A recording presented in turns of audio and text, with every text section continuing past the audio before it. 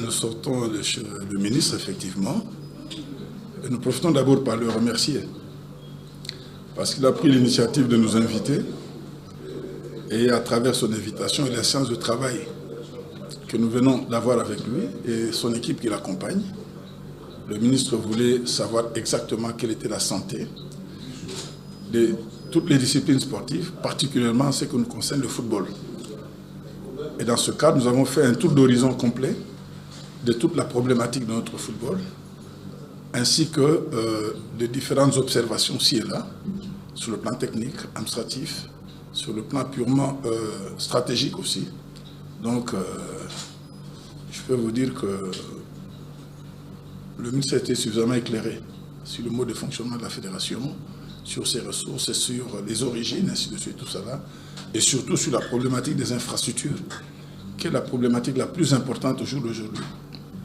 Notre pays se trouve pratiquement en situation de blocage. La capitale ne peut plus recevoir des matchs internationaux.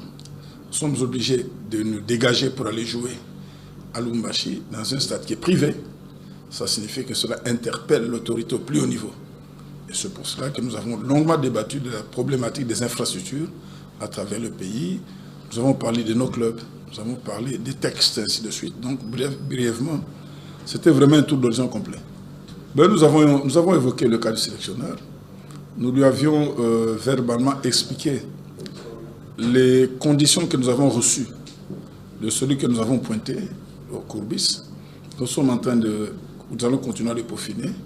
Nous avons examiné ces conditions et je crois que la primeur de la réponse lui sera réservée. Bon, écoutez, vous savez, il faut connaître la déontologie des dossiers à la CAF.